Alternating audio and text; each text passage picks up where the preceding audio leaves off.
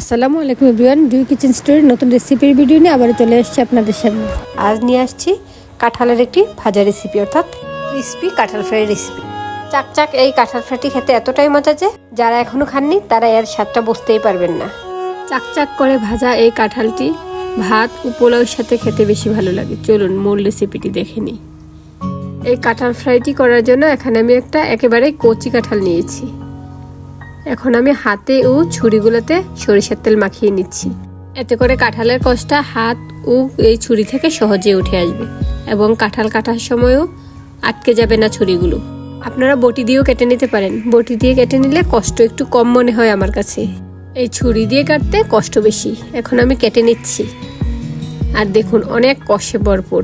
এখন আমি এর সাইডের এই সবুজ অংশগুলো কেটে নিব। তারপর গোল গোল চাকচাক করে কেটে নিয়েছি এবং কাটার সাথে সাথে পানিতে ভিজিয়ে দিয়েছি। এতে করে কাঁঠালটা একেবারে কালো হয়ে যায় না।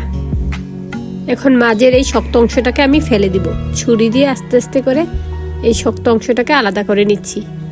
এই তো দেখুন শক্ত অংশটাকে ফেলে দিলাম। এভাবে সবগুলো শক্ত অংশ ফেলে দিয়ে এগুলোকে সিদ্ধ করে নিব। সেজন্য চুলে একটি প্যান বসিয়ে এতে দিয়ে দিয়েছি পরিমাণ মতো পানি। এখন দিয়েছি হাফ চা চামচ হলুদের গুঁড়া এবং 1 চা চামচ লবণ। এখন টুকরো করে রাখা কাঁঠালগুলো দিয়ে নিচ্ছি। আর এখানে একেবারে সিদ্ধ করে নিব, ভাপিয়ে নিব না। একেবারে যতক্ষণ না পর্যন্ত সিদ্ধ হয়ে আসবে ততক্ষণ জাল করে নিচ্ছি, কারণ এখান থেকে তোলেই আমি ভেজে নিব। তাই এখানেই ভালোভাবে সিদ্ধ করে নিতে হবে।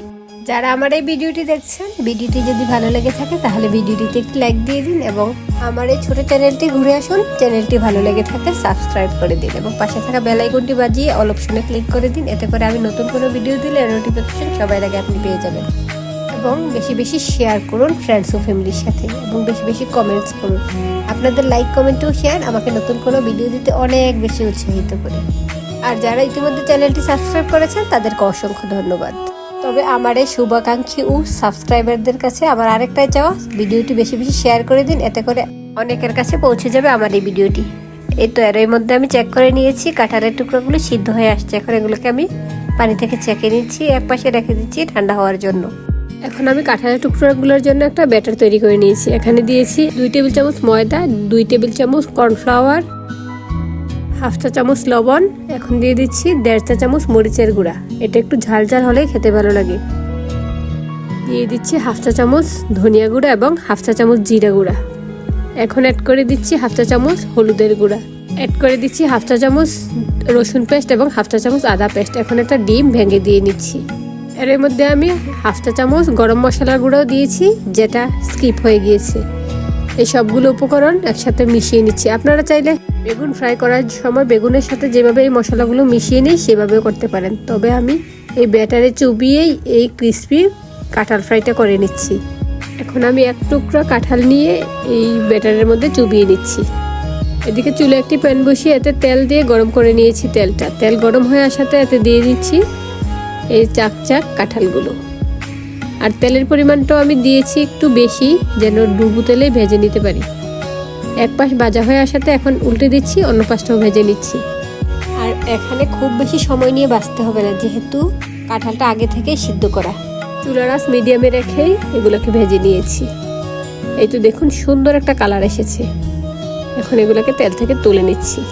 এভাবে আরেক ধাপে বাকি 3 টুকরো কাঁঠাল ভেজে নিচ্ছি। আর আজ আমি যে কাঁঠালটা নিয়েছি এর অর্ধেকটা দিয়ে এই মচমচে চাকচাক কাঁঠাল ভাজাটা করেছি। এই তো দেখুন অনেক সুন্দর হয়েছে, একেবারে মচমচে হয়েছে এবং খেতেও হয়েছে অনেক সুস্বাদু। উপরের মশলার লেয়ারটা একেবারে ভালোভাবে ভাজা হয়েছে আর ভিতরটা হয়েছে একেবারে সফট। এই তো দেখুন আপনাদেরকে একটা ভেঙে দেখাচ্ছি, একেবারে ক্রিস্পি হয়েছে আর ভিতরটা হয়েছে সফট। আপনারা যদি এই মচমচে কাঁঠাল ভাজাটি খেয়ে না থাকেন তাহলে আমার রেসিপিটি ফলো করে এই কাঁঠাল ফ্রাইটি খেয়ে নিতে পারেন। রেসিপি সম্পর্কে কোনো তথ্য জানা থাকলে আমাকে কমেন্টস করবেন, আমি কমেন্টে উত্তর দিয়ে দিব। আবার চলে আসবো অন্য কোনো নতুন রেসিপির ভিডিও নিয়ে। সে পর্যন্ত সবাই ভালো থাকবেন, সুস্থ থাকবেন। আল্লাহ হাফেজ, আসসালামু আলাইকুম।